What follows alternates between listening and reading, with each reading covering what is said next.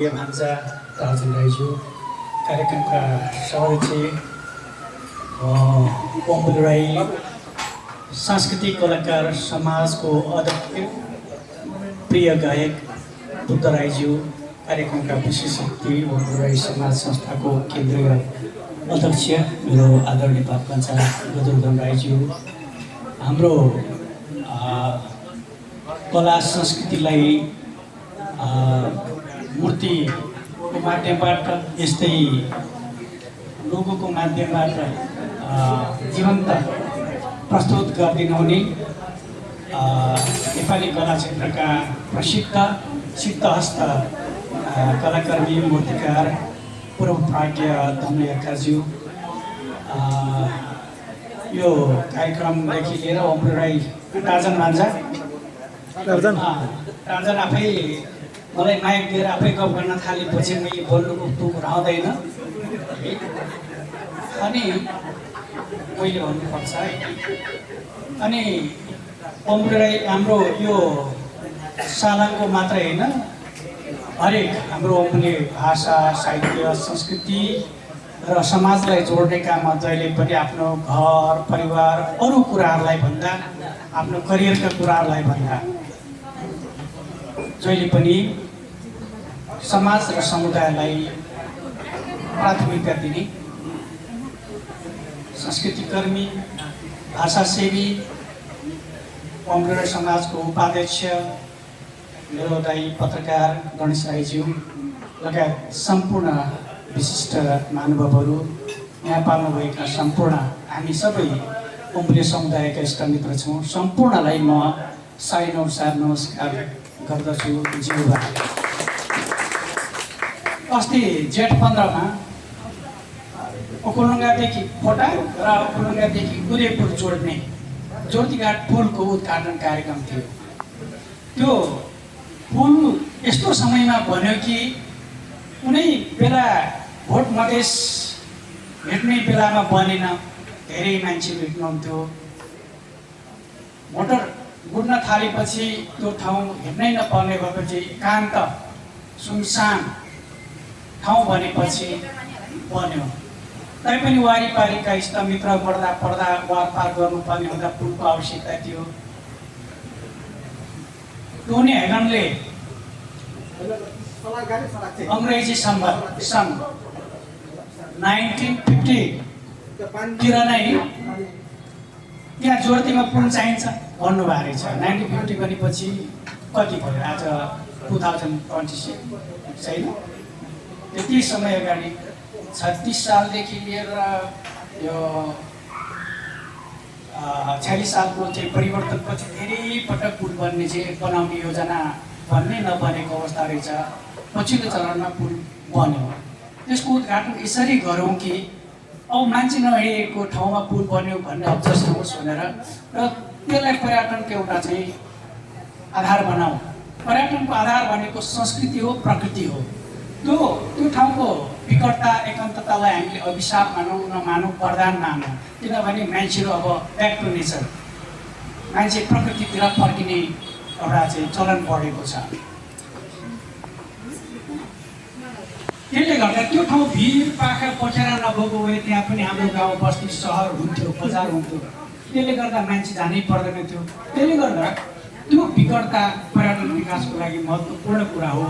त्यसले गर्दा त्यो पुललाई पर्यटनसँग जोडौँ, सम्भावनाको ढोकाहरू के हुनसक्छ त्यो बोल्ने कुराहरू गरौँ भनेर अलिकति बृहत उद्घाटनको कार्यक्रम राखियो।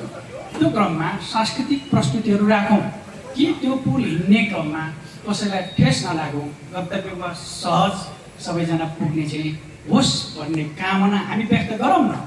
त्यो क्षेत्रमा बस्ने सबै समुदायहरूले आफ्नो संस्कृति आफ्नो परम्परा अनुसारको अनुष्ठान गरौँ होइन। पुरानो हाम्रो मुन्दुमी संस्कार संस्कृति मान्नेहरूले होइन ब्लक्सामा थुम्कासामा होइन ठाउँ मसिली गरेर गरौँ। त्यहाँको साधु सन्तहरूले भाषण गरेर होस्, त्यहाँ होमबेसहरूले संसारी बराएर हुन्छ कि विश्वासीहरूले प्रार्थना गरेर हुन्छ कि स्वर्गमार्गीले सेवा गरेर हुन्छ कि भनेर मैले सबैजनालाई भने। अनि त्यो त्यही अनुसार अगाडि बढ्यो र खाउमा सिली नाच्नको लागि चाहिँ मैले जयरामको हाम्रो शर्मिनाको मेघबहादुर राई भातु बाजुलाई भने। उहाँ ओके भन्नुभयो, तर के शर्त राख्नुभयो भने भरे त्यसको लागि चाहिँ नामनुसिकारीको पूजा गर्नु पर्यो। धेरै पनि लाग्दैन, कोर्मा भाङ्ग्यो अन्डा लाग्छ। अनि ब्लक्समा गरौँ, त्यो पनि एउटा बोका ठिक छ। अनि जोडी भाले चाहियो, थुम्कासामा सिकारी पनि गरियो। अनि त्यहाँ चाहिँ झ्याम्टो बजाएर वार पार नाचौँ माने मसिली गरेर भन्ने भयो, टुङ्गो भयो हेर्नुहोस् है। उता वामवालाहरूले पनि ओके गर्नुभयो, उता साधु सन्तले पनि ओके गर्नुभयो। जेठ 15 गते बिहानै फोन आयो 5 बजीतिर बाजुले, ओहो सेरा बुढा बर्बाद भयो नि, मेरो त म आउन नपाउने भएँ। मेरो चाहिँ छोरा बुहारी चाहिँ नानी बच्चो भयो होइन, डेलिभरी हुने भयो। वो चाहिँ उनीहरू चाहिँ पुखुलुङ्गा बिहानै जानु पर्ने भयो, म आउन नसक्ने भएँ भन्नुभयो। ल उसै पहिला त्यहाँ हेर्नुहोस्, एकदमै महत्त्वपूर्ण कुरा त्यो त्यहाँ जानुहोस्, यता हामी गरिहाल्छौँ, केही फरक पर्दैन भने। र कार्यक्रम हुन लाग्दा उहाँ टुप्लुक्क आइपुग्नु भयो। ल सेराबुढा म आएँ, त्यो झाँक्टो लिएर आएको छु भनेर उहाँले चाहिँ झोलामा झाँक्टो, दोब्रा, सुरुवाल, कोट, यो टोपी। अनि उहाँ चाहिँ सिली नाच्नलाई तयार भएर आउनु भएको चाहिँ एकदमै खुसी र आभार व्यक्त गरी घर परिवारको त्यस्तो परिस्थितिमा पनि आउनुभयो। कुनै दोष नलाग्ने अवस्था हामीले सिर्जना गऱ्यौँ, सामा सबै गऱ्यौँ। भरे नाच्ने बेलामा त उहाँ त मलाई अब त्यही बेला चाहिँ के भयो भन्नुहुन्छ भने शङ्ख पुग्ने काम भयो होइन, शङ्खनाथको काम पनि भयो, त्यहाँ सबै भयो होइन, ढोल झ्याम्टा पनि भयो। तर हाम्रो चाहिँ होइन कि भोलि सितुवाचौँ नगरपालिकाको चाहिँ मेयर विमला राईज्यूले चाहिँ त्यहाँबाट ल्याउनु भएको कलाकार टोलीहरू आउनुभयो र साकेला नाच्ने वार पार दुधकोशी सुनकोशीको उद्घाटनको क्रममा मान्छे चाहिँ उर्व हाँचिन्छ कि भन्ने भयावह अवस्थामा पनि त्यो दोस्रो साकेला नाच्ने वार पार भयो। हाम्रो बुबाजुले चाहिँ मलाई भन्नुभयो, भदै बर्बाद भयो नि। मैले साथीहरूलाई भनेको हाम्रो इन्द्र जाबालाई, उहाँले त भन्नुभयो नाच्नु हुँदैन, यस्तो त बाँकी लाग्छ, हुँदैन भन्नुभयो। के गरौँ भन्नुभयो, उसै एकदमै ननाच्छु, किनभने हाम्रो समुदायको आस्थाको कुरा हो, विश्वासको कुरा हो। उहाँलाई चित्त बुझ्दैन भनेदेखि भोलि हामीलाई अनेक किसिमको लान्छना लाग्न सक्छ, एकदमै ननाचौँ।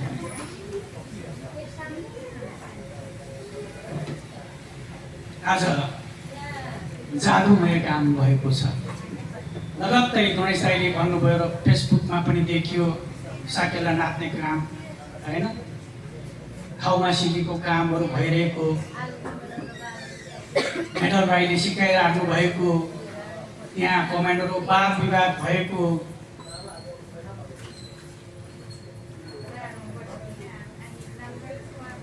साकेलाको लागि हाम्रो खाउमा सिली मैले 56-57 सालतिर बलकुमार राईजी कहाँ हुनुहुन्छ, उठ्नुहोस् दाजु। बलकुमार राई हामी लिप्चु बुन्चु त हामी अब ननाचेको होइन, हाम्रो चाहिँ बाइसी हाम्रो पोचु माइलाको आमा, हाम्रो होइन बुढामौली पारी बाइसी हो। उहाँहरू सामा गर्नुहुन्थ्यो, अहिले त अब विश्वासी हुनुभयो होइन। त्यहाँ हामी ठाउँमा त्यहाँ जान्थ्यौँ, हामी चाहिँ मूलदानी हुन्थ्यौँ, चासुवाताको दिशामा हामी खुब नाच्थ्यौँ। तर पनि पछि हाम्रो चाहिँ होम संस्कार भएकोले धेरै कुराहरू चाहिँ जान्न सकिएन। तर त्यसलाई हामीले लिपिबद्ध गरौँ भनेर मैले लगभग 56-57 सालतिर ओमुले राई समाज संस्थापक सल्लाहकार अथवा कोषकार अभिराईज्यूको घरमा बस्ने हामी दाजुभाइ अब बलकुमारजीलाई बोलाएर त्यहाँ उहाँ नाच्दै हरेक स्टेपहरू हरेक चालहरू उहाँ नाच्ने मैले चाहिँ त्यसलाई शब्दमा लेख्ने काम गरेका थियौँ र लिप्चु हुन्छु कति सालमा छापियो होइन प्रयास भएको यसलाई कसरी जोगाउने पछिबाट मेलन रायरले यसले यो विषयमा धेरै राम्रो लेख्नु भएको छ। म चाहिँ एकदमै बलजीले जे भन्नुभयो त्यति मात्रै लिपिबद्ध गर्ने कोसिस गरेँ होइन। यो लोप नहोस् भन्ने हाम्रो धेरै पहिलादेखिको हामी सबैको चाहना हो। यद्यपि संस्कार संस्कृति मूल्य मान्यता के हुन्छ भनेदेखि आफ्नो हुन्छ। अरू नाच्छन् हामीले चाहिँ किन ननाच्ने भन्न पनि हुँदैन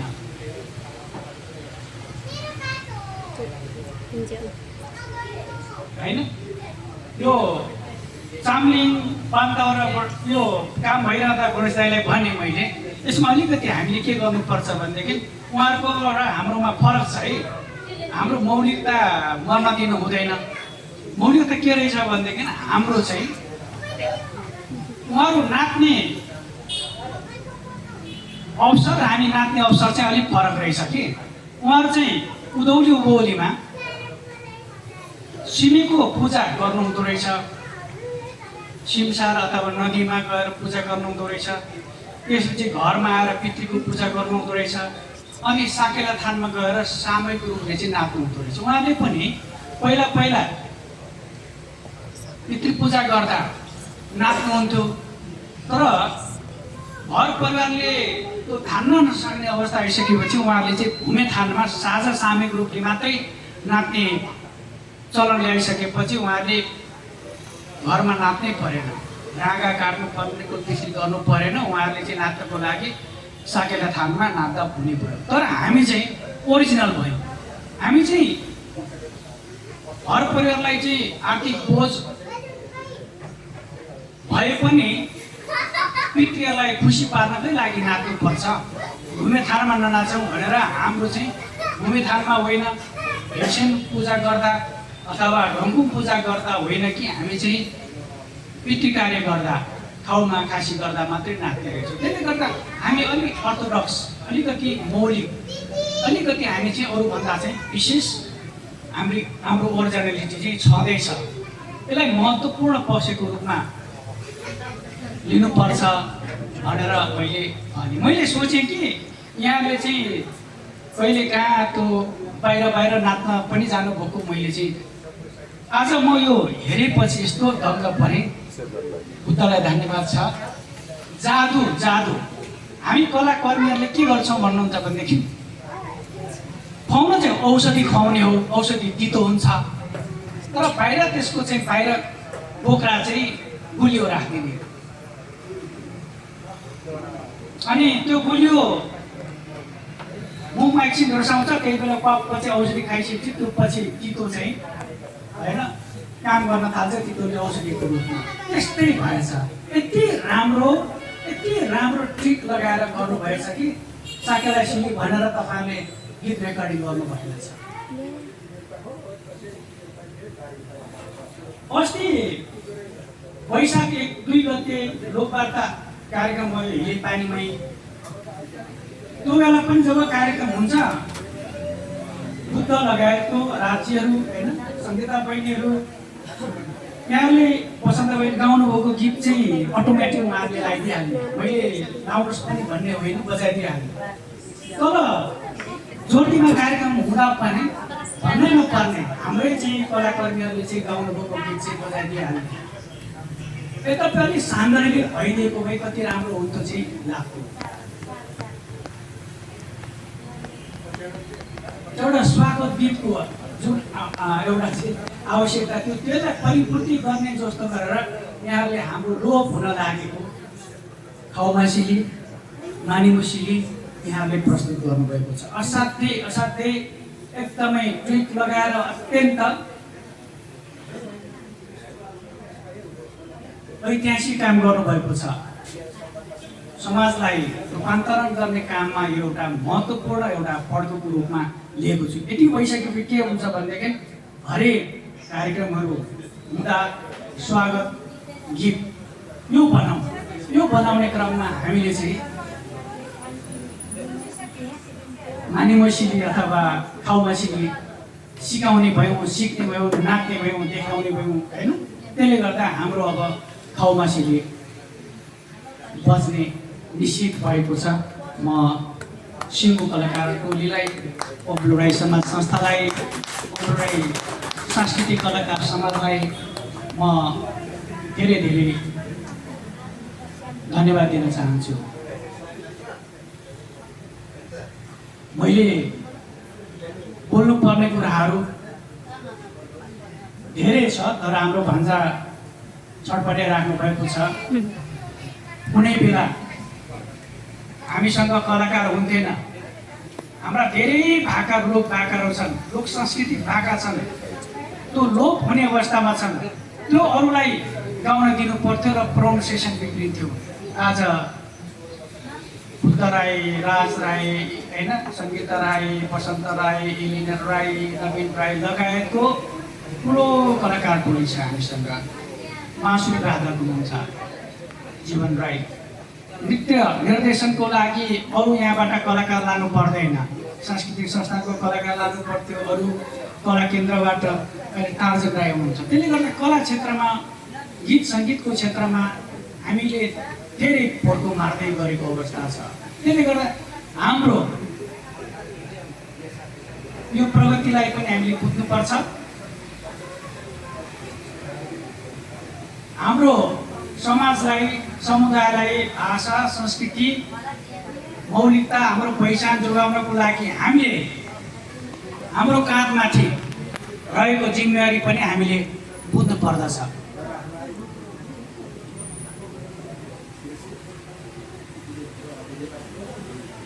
हामीले हाम्रो समाज र समुदायको उन्नति, विकास, संस्थागत विकासको लागि धेरै कामहरू गर्नुपर्छ।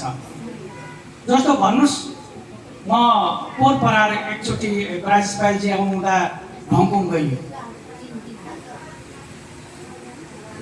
ढङ्कुम मनाउने, ढङ्कुम थानदेखि लिएर ढङ्कुम मनाउने कुराहरू, स्ट्रक्चरहरू होइन, भौतिक संरचनाहरू छैनन्। भने यसपालि गाउँपालिकाले 10 लाख छुट्याउँदैछ के अरे होइन मैडम भाइ, त्यस्तै कुरा के गर्ने भन्ने कुराहरू। त्यो बेला ढङ्कुम कार्यक्रमको चाहिँ सांस्कृतिक कार्यक्रम आयोजकहरूले यति राम्रो स्टेज बनाउनु भयो, मलाई लाग्छ निकै 2-3 लाख खर्च भयो होला, 3-4 लाख भयो होला। तर त्यो अस्थायी थियो, संरचना थियो। त्यो एउटा कार्यक्रम सकेपछि 3 लाख सत्यनाश। हामी त्यो किसिमको स्ट्रक्चरहरू डेभलप गरौँ। म 2 दिन भयो म मुस्ताङको थकाली समाजहरूको चाहिँ अवलोकन गरेर म आइपुगेँ। उहाँको यस्तो समाजको स्ट्रक्चर रहेछ कि सुन्नुहोस् है,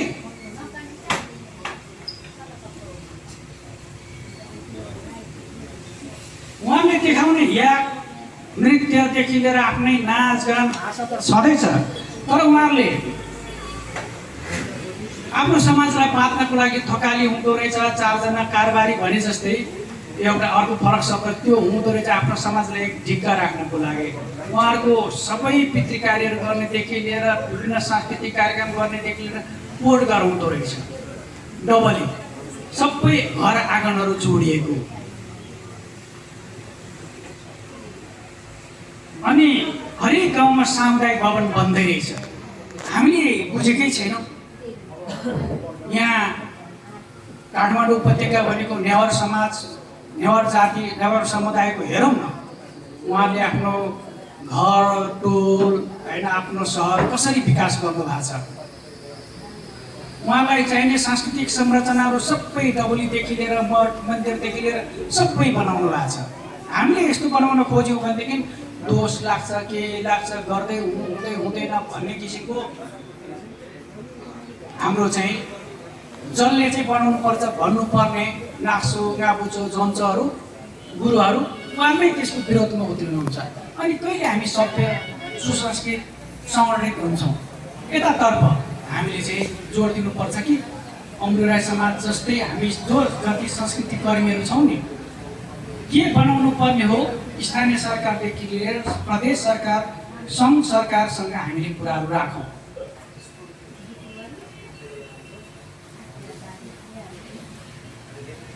अरू जस्तो नेवार भाषामा भन्नुहुन्छ भनेदेखि यति धेरै गीत सङ्गीत, यति धेरै नृत्य कलाको क्षेत्रमा यति धेरै विकास भएको छ कि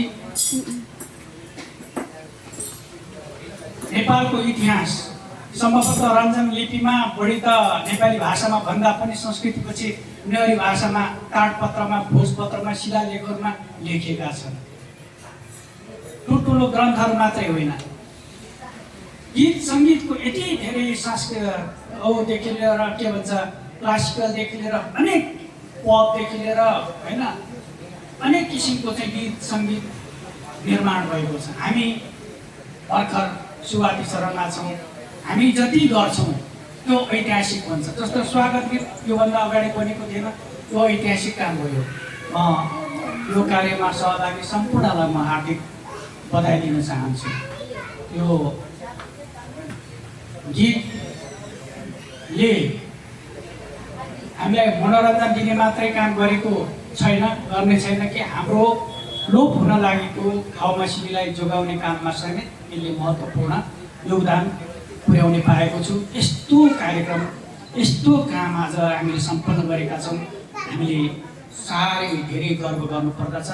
हामी सबै बधाईका पात्रहरू छौँ। यसका सर्जकहरू, यसका गायिकाहरू, नृत्य निर्देशकहरू, कलाकारहरू सम्पूर्णलाई योगदान दिने सम्पूर्णलाई म हार्दिक धन्यवाद दिन चाहन्छु, बधाई दिन चाहन्छु।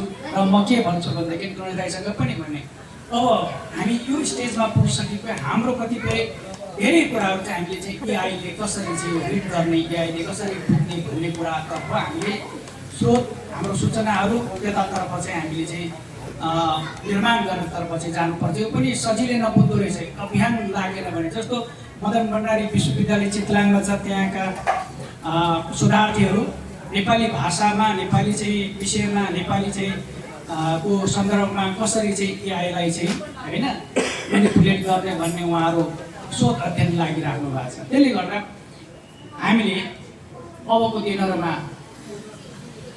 पम्बुले ज्ञान, पम्बुले भाषा, संस्कृति, हाम्रो सम्पूर्ण कुरालाई एआईले बुझ्ने र होमले रहेको बारेमा विश्वमा जसले खोज्दा पनि एआईले भनिदिने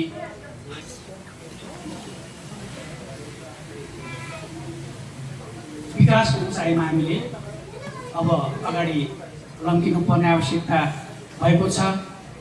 हामी यसरी नै हामीले आफ्नो क्षेत्रबाट, आफ्नो हैसियतबाट होइन आफ्नो खुबीले भ्याएसम्म यसरी चाहिँ पम्बुले भाषा, संस्कृति, साहित्यको विकासमा लाग्यो भने अवश्य हामी सफलता प्राप्त गर्नेछौँ। सबै जाति, भाषा, धर्म, संस्कृतिको एकता र अन्तर्सम्बन्धबाट नै नेपाल राष्ट्रको निर्माण भएकोले सबै विकसित होस् कि अविकसित होस् कि धेरै उन्नति प्रगति गरेको भाषा समुदाय होस् कि हाम्रो जुन भर्खरै हामीले चाहिँ सिक्दै गरेको भाषा, संस्कार, संस्कृति होस्, उत्तिकै महत्त्वपूर्ण छ। त्यसले गर्दा हामीले सही काम गर्दैछौँ। यो सही काम गरेको कुराहरूलाई हामीले चाहिँ गौरवका साथ यसलाई निरन्तरता दिनुपर्छ। जो काम गर्नुभयो त्यसको लागि पुनः बधाई दिँदै यस्तो महत्त्वपूर्ण कार्यक्रममा मलाई सम्झिनुभयो, प्रमुख अतिथि बनाउनु भयो, आयोजक संस्थाले धन्यवाद दिँदै मेरो भनाइ पुर्याउँछु। धन्यवाद, नमस्कार।